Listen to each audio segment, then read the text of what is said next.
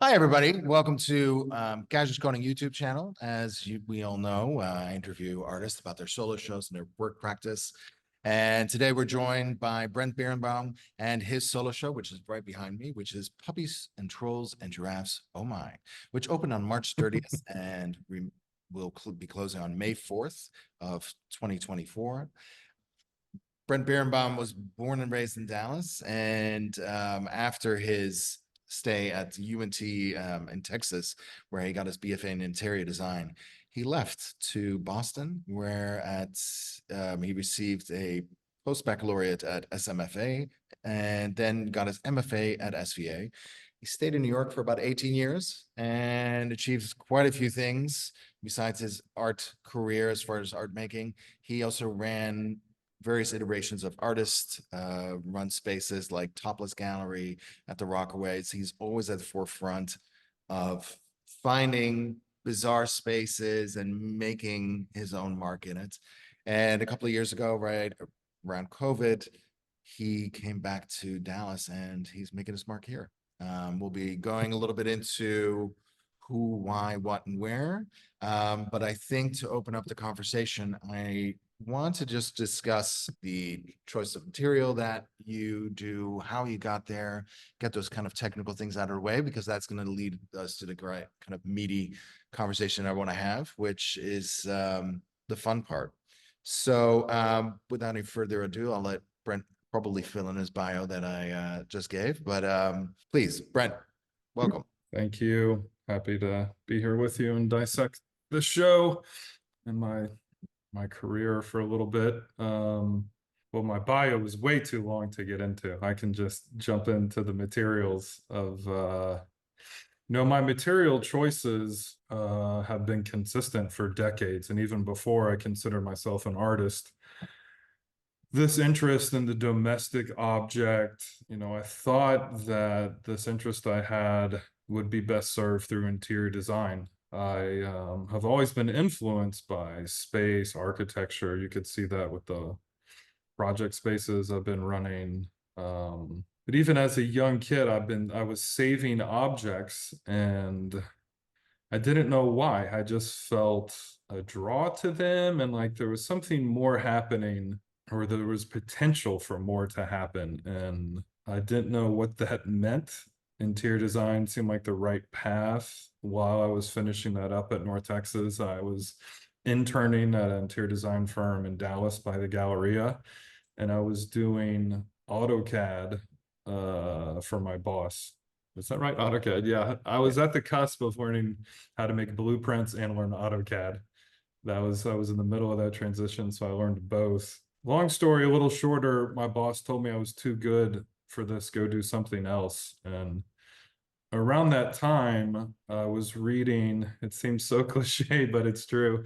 Warhol wrote this book in the 80s, reflecting back to the 60s and how his ideas were forming, which obviously became the pop art movement. And the way he would talk about seeing a billboard, I haven't read that book in 25 years, but I still remember him talking about one of the first road trips he did with his New York friends to LA. And the way he was viewing the billboards, I resonated with it. I'm like, that's the way I view these objects that I'm saving. And I had even on my shelf while I was finishing interior design school. And I'll end it after this little anecdote, but after that, I ended up in London right after I finished my BFA, and I got a job at the American School in London, substituting in the art and music department. And I was going to the Tate Modern once a month.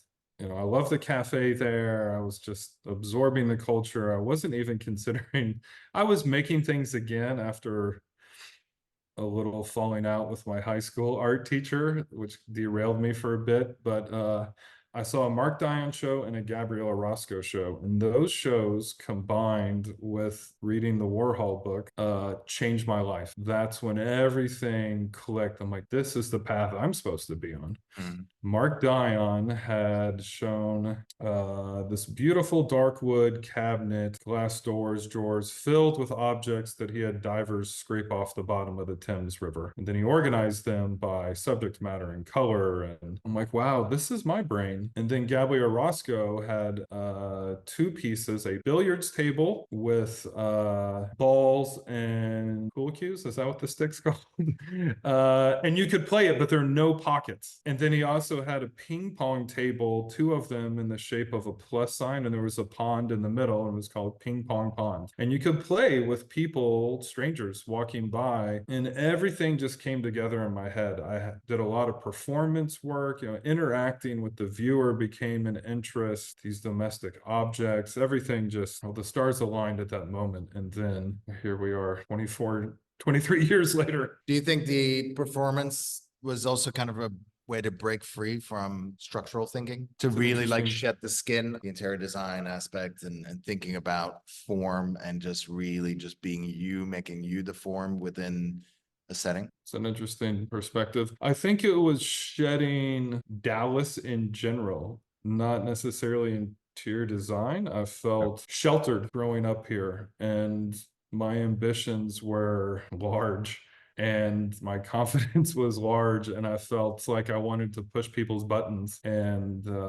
after 10 years of performance being part of my practice, I've taken off 9. And I realized that interest in a visceral response from the viewer I wanted to achieve through my sculptures. And I wanted to take myself out of the equation. It wasn't as interesting in your late 30s. But maybe we'll get to how I'm circling back to that later. Probably. There's going to be a couple of backs and forths, I think it is, in this conversation. So just to describe a little bit the show to people who haven't seen it necessarily, what we're walking into is a wonderland of, at once overwhelming and at the same time very structured and very organized. We see of course, the Toys R Us sign, billboard kind of being disassembled and reassembled into these rhythmic sculptures. We see elements of pound puppies behind me. We see photographs all the way in the back. You with Jeffrey the giraffe. The focus of this exhibit thematically is probably the toys and the Toys R Us and that kind of ability to collect things and learning to collect things and what that does as a passion for just the viewer in general. I mean, I love that. Your work is dual when you approach us as a viewer. You kind of come in, there's this immediate surge of, I understand this because I know the objects you're using, and maybe I don't have exactly a relationship with a pound puppy, but I know my relationship with Toys R Us or whichever, or these colors and that have been used, and that useful aspect, or even anxiety because I'm a parent. When I see things like Toys R Us, then I have to approach your work formally as well, because you're not posing them as this straightforward language. It's you're having serious fun with these objects. And I think that I find very intriguing about your work is that you don't scour away from the inherent narrative of an object, using that as your limitation, which was actually interesting because I was listening to a conversation yesterday about sometimes limiting aspect of for artists actually allows for a broader narrative to come out, which I think is interesting because that really applies to you. You're also not afraid of us having fun as a viewer and allowing us to get lost in our own thoughts while at the same time still dealing with art and not taking that sentiment for granted. I will say most of your work is also a tendency of bittersweet, especially when it relates to, which of course is lost puppies and lost dogs. These are collected pound puppy dog tags. The smaller version is 40 of them. The larger version is 100. And just to kind of explain, when you stand in front of this, it's an emanation of red just coming at you. Even though you may not fully understand what these things are, I mean, you can see that they're tags, but you may not fully know the backstory. You just feel this intensity, and it's perfectly organized, and yet it's overwhelming. And what these tags are, long story short, the owner of a pound puppy would send in their name. They would get it back with the name of the dog and their name on it, creating an extra bond with their stuffed animals, and that the kind of that feeding that addiction of bonding. And then here we are. They've been discarded. Your biggest love of your life when you were 8, 10, 12, 13, whatever, is now on a gallery wall, and your love is trash, and I just love it. I love it. I love that emotion that's there. And I love seeing when people look at it, that you can just absorb it, and then they kind of realize what they're looking at, and you see a little part of their soul getting crushed because they've or their animal and their biggest love. It's like, oh no, that box that mom wanted to give me and I threw away. And I mean, that's my job, to crush a it few is, but souls. it's also your job to still make art and still make us look at it as art, which, we can put in quotations, whatever. You're not just going after that cheap shot of, oh, I evoked an emotion and I'll see you later. You're not leaving it just there on the table that way. You're actually then, once you kind of get into that and past that emotion, you kind of then start to look at it formally, which then we get into, formally speaking, into elements of, minimalism comes to mind a lot with you, even though you're maximalist in every action of your ways. I know. But it's maybe minimalism just through the act of organizing, because it's not the act Yeah, because you're collecting things that's part of your making. That's why it takes so long. You're sitting on eBay or chasing down people's collections, and it's months of building relationships and doing so. That's a maximalist, act, but you hone down. And that's what I was so proud of this show. And that's something we discussed quite a bit. There were a lot of ideas we wanted to do, but we wanted to make sure you were able to, yes, come in, be overwhelmed to an extent, but also have these very intimate moments and allow that to come through. And that's hard to do, especially when you have these guys who are towering over you, screaming like, colors that are like happy, happy, happy. And then here I am supposed to, look at them as sculptures and getting past that. And it's achieved. And that's kind of a very interesting Wunderkammer almost that you're walking into, like that moment. So just to give everybody a bit of perspective here as we're looking through some of these films and we're looking at some of these pictures, letters come in at around 85, 86 inches with the larger version is 47 and a half by 40 inches. So these are all of significant size, but at the same time, we'll have, 10 by 8 photographs, and buried treasures are 21 by 24, which are very, approachable. So two things, how we came to this show for you, as far as you having come back to Dallas, you started living at your mom's place, you started living in, re-examining that relationship because now you're an adult living in your mother's home. It's the pandemic, so it's even double that. You're forced to really bond with one another. I mean, luckily your mom is lovely, so that's easy. But it also was at a time you're coming back to Dallas. You hadn't been here in 20 some years, other than just visits. You ran in, you ran out, and all of a sudden you discovered the city that you had a mixed relationship with as a youth. So you're re-examining your youth, and at the same time you're also seeing this as an adult, and you see the opportunities that are here and that you and I have discussed over quite some length. And I don't want to get too much into that aspect because that's a different conversation, but it is that duality of like, okay, here are these opportunities, yet it holds this weight of youth, for like a better word. And listen, we all have our scars in that and dealing with it. But I find, so I guess leave it there for you to kind of fill in those holes. it's quite simple. This show came together. For 20 years, I've just been looking at the world for found materials, and it excites me to find materials I haven't seen other artists use. And since the history of the ready-made is only 100 years and I'm obsessed with art history, I have a pretty good awareness of found object art. And one, I'm happy, I'm still so excited to be exploring this medium, and it's, of course, goes back to interior design, but I'm just as much influenced by formalism, minimalism, painting, although it's been rare that I make a painting with a capital P. I have made some, through found materials, but yeah, in my mind, I'm definitely a maximalist, as you stated, in almost all aspects of my life. The show demanded major editing and stripping down and, doing what was right for the objects. The more time I have to make a body of work, the better my work will be. And yeah, to circle back to how it started, I will be really obsessed with certain materials or subcultures for a few years, and then I'll be burned out and ready to move on to my next obsession. It feels like a beautiful gift of being an artist that this is what I get to consume. I know everything about pound puppies. I'm probably maybe second to the owner. I could talk about that for 30 minutes, but I won't. So when COVID hit, I started to think, well, what am I going to make while I'm locked indoors? Thought about, oh, I had this idea with a treasure trove. Like, I wonder if there's something I could do with that. 20 years of using found materials, I'm pretty good now of knowing what has potential. I don't want to dump my money into something that's not going to go anywhere, which I have. So I thought I could explore the treasure trolls as a medium because I can buy them all on eBay. I don't have to leave the house. Around this time, I left New York because it was the epicenter of COVID, and I wanted to get out of there. And I called my mom and said, "Hey, can I come stay there for a week or two?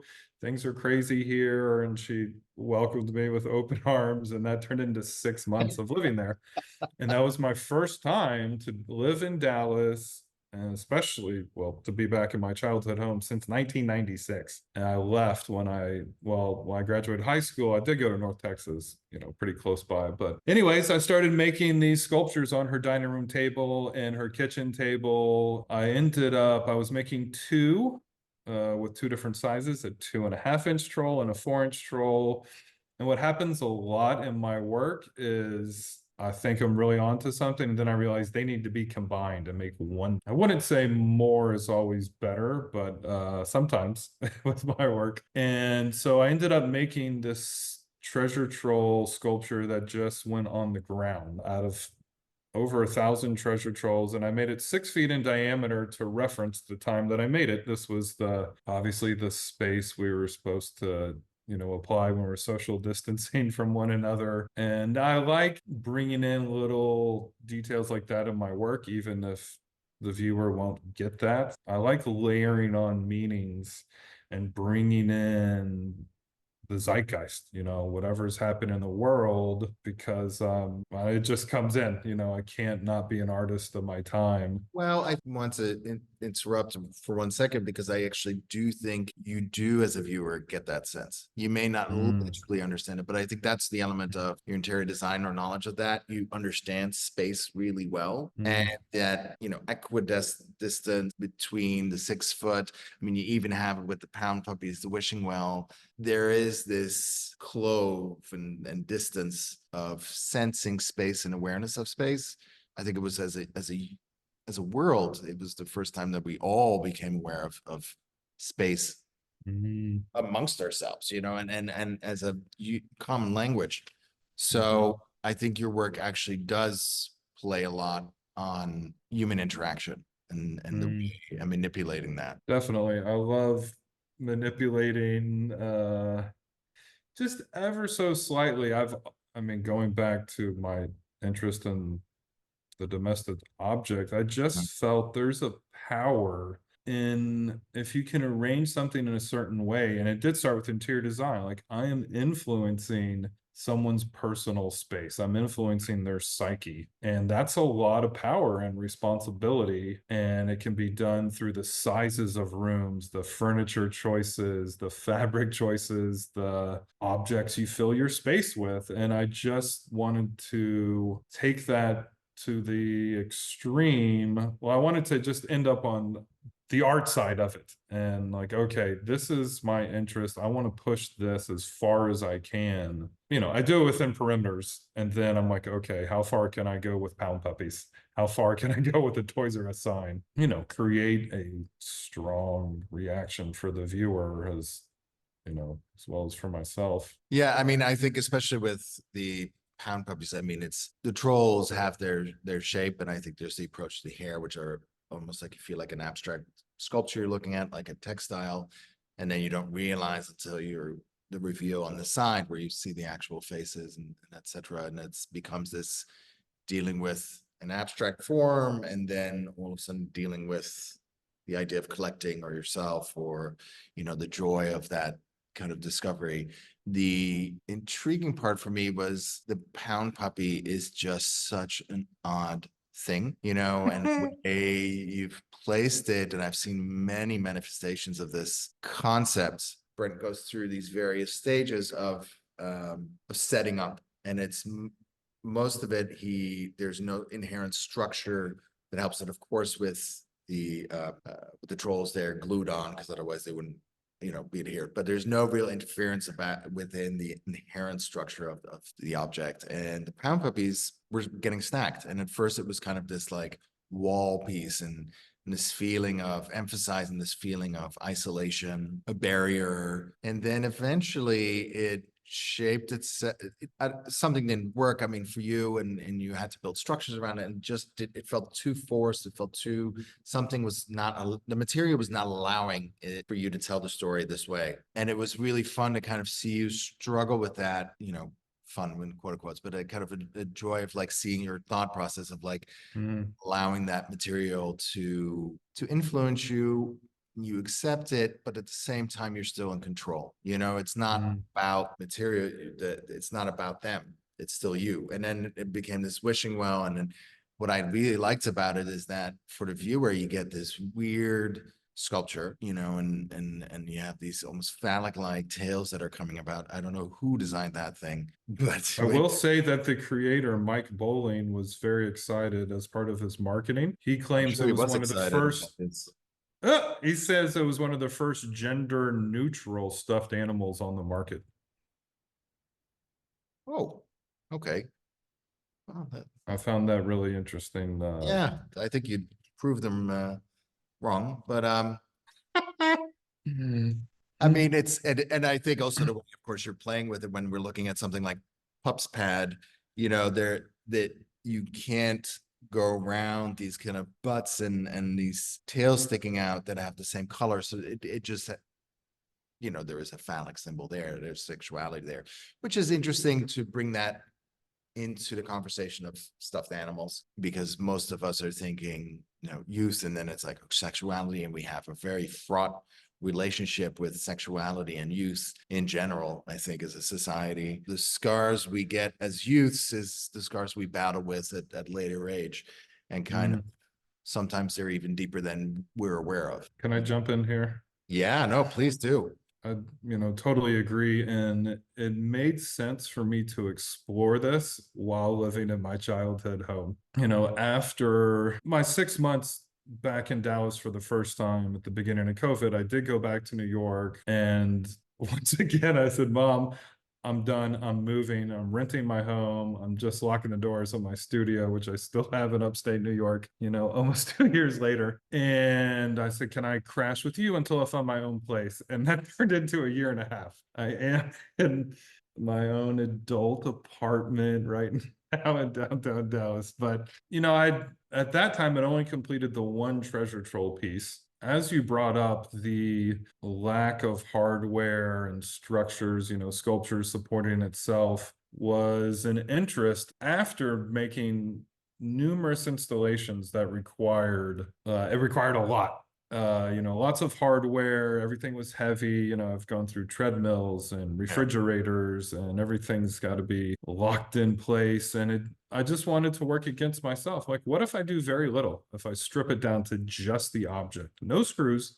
no wood. I like setting these perimeters for myself, and I have rules now. I'm like, okay, these are my boundaries. How far can I go within these boundaries? What is the best thing I can make? And I feel a lot of responsibility to work my ass off and make the best effing thing I can before I let it go out into the world. The treasure troll piece, which we didn't put in the show because we're out of floor space and trolls are represented, that opened me up to, is there a body of work with toys from the 80s and 90s? And if there is, what else can I use? And then I started buying pound puppies. I'm like, I can manipulate this form, as you noted, is quite odd, and I can play up the phallic part of it. Their faces, the dog faces have this sense of desperation and sadness, which especially all put together. It's like, save me. And, all this was just coming together while I'm living in my childhood home where my mom has been for 45 years. You and I started talking. What does it look like if, oh, actually, let's say that I had one of the best studio visits of my career in my mom's kitchen with you, 4 hours. And to me, that's it's more interesting than, the 100 I've had in my white wall studios in Brooklyn.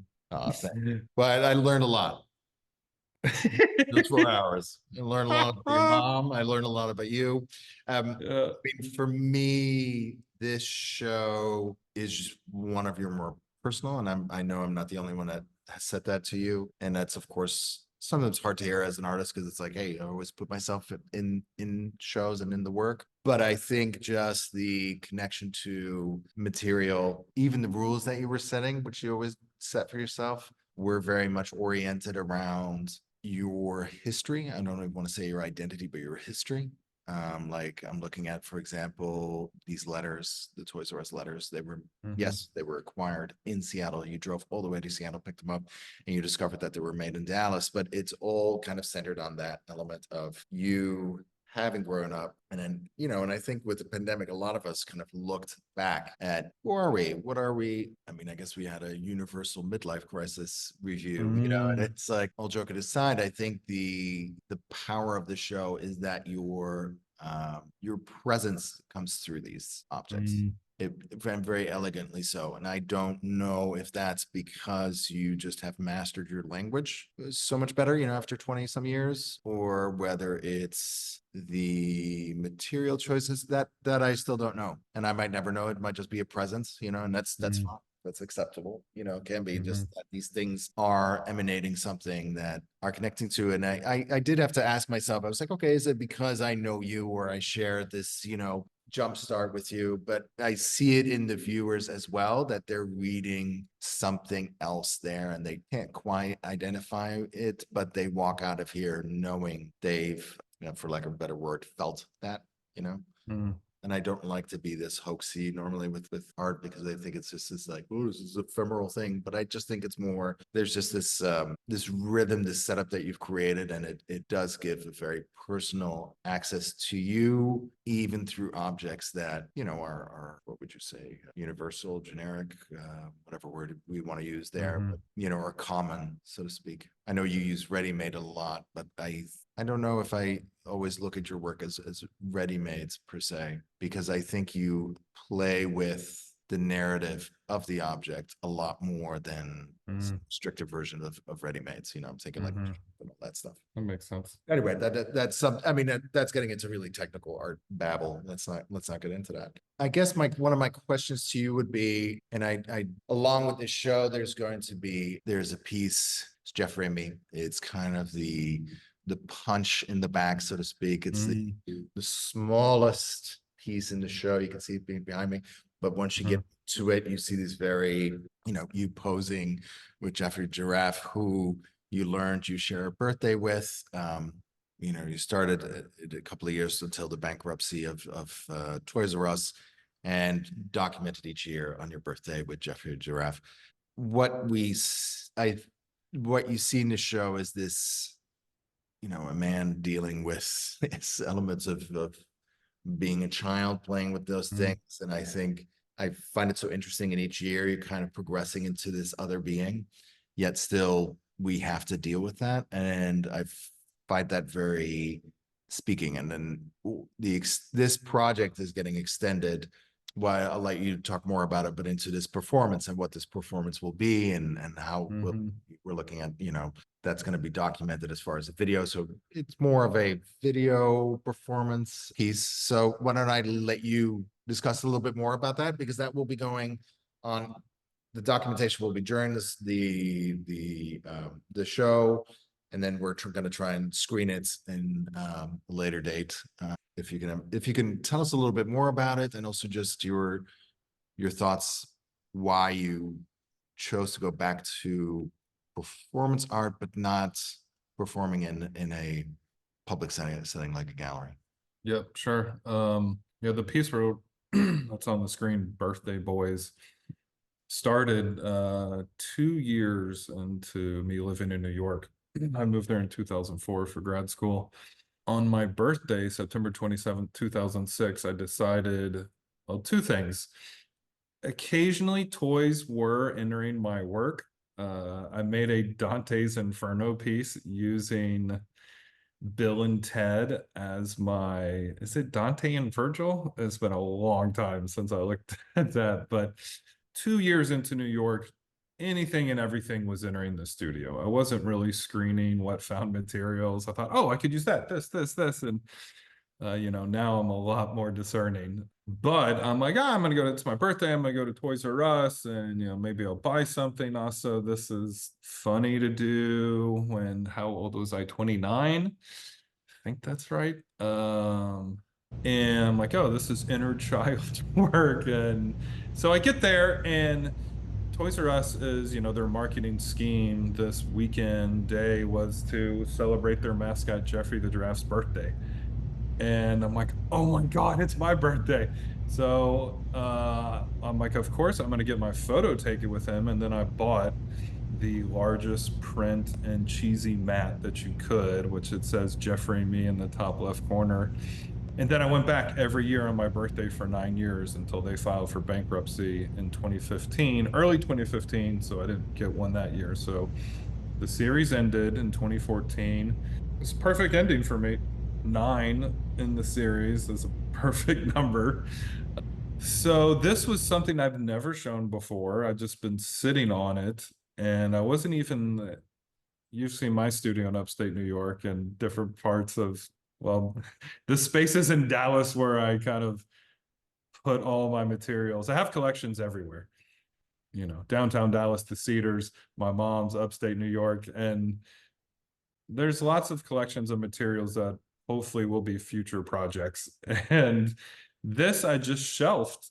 It's done and hadn't framed it. I'm like, someday the right opportunity will present itself. That's a lot of how I operate is I'll get offered a show, I'll have a conversation with the director, whoever, and like, okay, this makes sense. Let's start working on this. So then I forget about the 20 other collections I have and I focus on this one. So at some point, a little into the Pound Puppy collection, I'm like, okay, these are toys from the 80s and 90s. They still make obviously trolls and Pound Puppies, but the form from the 80s was more conducive to becoming a formal sculpture. So that's what I went for. And then you and I were starting to have conversations about what does it look like to have a whole show with exploring this period, these mediums. And I'm like, oh my God, I have these photos. And so then that opened me up. I'm like, well, if I'm, this is just another example of the stars really aligning for me that I was thinking about, well, where did you buy these in the 80s and 90s? You went to Toys R Us. Where did you buy them? I'm talking about the Pound Puppies and the Trolls. And which eventually led me to buying a Toys R Us sign as I started exploring other materials related to Toys R Us that I could acquire. But yeah, this photo series, well, I've never shown a self-portrait, which is, I think that's interesting to me that it's even going back into art history, the self-portrait. But it's, for me, it's not the first thing you think about. You're like, oh, this is ridiculous, and oh, it's kind of sad, and it really makes sense with the rest of the show. There's this aging, my God, I was skinnier, fresher, less hairy. It's my transformation, it's my growing up, and it's also the evolution of a big box store that dominated the industry and the demise. What I do with a lot of my work is, juxtapose numerous narratives, which even creates an open narrative for the viewer. And you don't necessarily, well, you would have no idea that this was on my birthday. There are small details on the photos. I would go into Toys R Us, and sometimes I would tell them, depending upon my rapport with the person, the photographer. And there's one, I think the second one that they put on there without, on the photo, they printed Happy Birthday Brent without me asking them. And I really love these just chance things that happen. Oh, And the third year in the orange frame, that year they were passing out paper crowns that said Jeffrey's birthday. So that's an important detail for me because it validates my story, and you can see it on that photo. well, and you're Amateur not the only graphic. thing transforming, huh? I mean, Yeah. the giraffe is transforming, the logo changes, like it's all these things. It's all this like it's Yeah. age, and Yeah. it's poetic and sweet at the same time. Can I you could tell? talk about the performance. Yeah, if you could. Okay. Yeah, so in my daily eBay scrolling, specifically looking if there are any more materials out in the world that made sense for me to try to bring into this body of work, I discovered that you could buy a Jeffrey the Giraffe costume. I don't want to get too far into the numbers, but I found it interesting. It was cheaper for me to buy the 30-foot Toys R Us sign than to acquire a Jeffrey costume. Like, I don't know if I want to do that. So I bought a knockoff one in China and for a quarter of the price. And as has been brought up by a few people, my personality seems to be coming through more in this show than other shows. And I have felt this freedom and getting, I think this was, combined with living in my childhood home, Sure. exploring, my like deep seated open or closed off emotions. I don't know. All these things were coming together. I just felt very free with this show, probably freer than I have in 10 years. And there was something about leaving New York, coming back to Dallas, like the world is opened. And that's how I felt the first 10 years in New York. And then it just felt like a grind. And I'm like part of the system. And maybe that had to do with me leaving performance behind. I'm like, I'm just a freak, just another like rat on the wheel here. And not to go too far into that, but I moved to the Rockaways, which is a very, I don't know, unique style of living in New York. It was, I thrive on kind of the edges of society, not society, community. Like I still need access to all the other things that most people like to be in the center of, but I like to be on the edge. And wow, I'm really going off on a tangent here. So I got a Jeffrey costume, and I'm gonna walk in the costume from my childhood home, my mother's house in the Lake Highlands, and make a stop at the Toys R Us I used to visit on Walnut Hill. The former Toys R Us was on Walnut Hill in Central. I have visions of going in there and walking down the aisles and being overwhelmed by all the G.I. Joe toys. The really beautiful thing is that that Toys R Us is now a Specs liquor store. So I'm going to buy a bottle. Yeah, then I'm going to go from the liquor store to my dad's former house in Highland Park on the corner of Lovers and Dickens, where I would visit him every other weekend.